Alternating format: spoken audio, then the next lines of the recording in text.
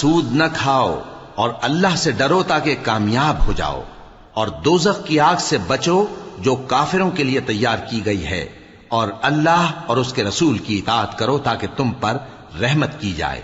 اور اپنے پروردگار کی بخشش اور اس بہشت کی طرف لپکو جس کا عرض آسمان اور زمین کے برابر ہے، اور جو پرہیزگاروں کے لیے تیار کی گئی ہے، جو آسودگی اور تنگی میں اپنا مال اللہ کی راہ میں خرچ کرتے ہیں اور غصے کو روکتے اور لوگوں کے قصور معاف کرتے ہیں۔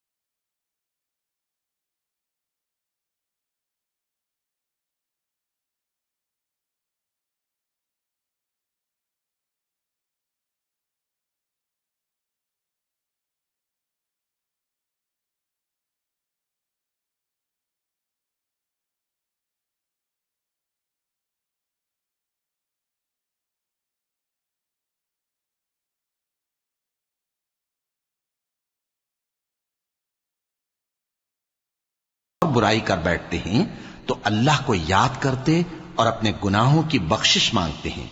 اور اللہ کے سوا گناہ بخش بھی کون سکتا ہے، اور جان بوجھ کر اپنے افعال پر اڑے نہیں رہتے۔ ایسے ہی لوگوں کا صلہ ان کے پروردگار کی طرف سے بخشش اور باغ ہیں جن کے نیچے نہریں بہ رہی ہیں، اور وہ ان میں ہمیشہ بستے رہیں گے، اور اچھے کام کرنے والوں کا بدلہ بہت اچھا ہے۔ تم لوگوں سے پہلے بھی بہت سے واقعات گزر چکے ہیں، تو تم زمین میں سیر کر کے دیکھ لو کہ جھٹلانے والوں کا کیسا انجام ہوا۔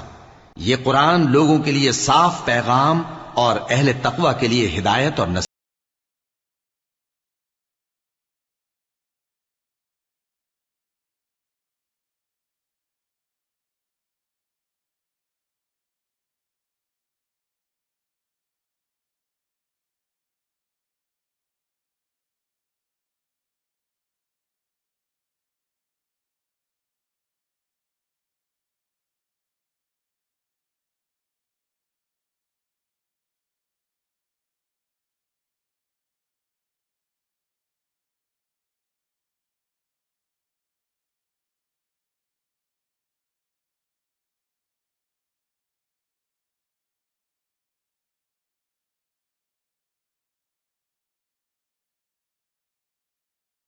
تو تم ہی غالب رہو گے۔ اگر تمہیں زخم شکست لگا ہے تو ان لوگوں کو بھی ایسا زخم لگ چکا ہے، اور یہ ایام زمانہ ہیں کہ ہم ان کو لوگوں میں بدلتے رہتے ہیں، اور اس سے یہ بھی مقصود تھا کہ اللہ ایمان والوں کو جدا کر دے اور تم میں سے بعض کو شہید بنائے، اور اللہ بے انصافوں کو پسند نہیں کرتا۔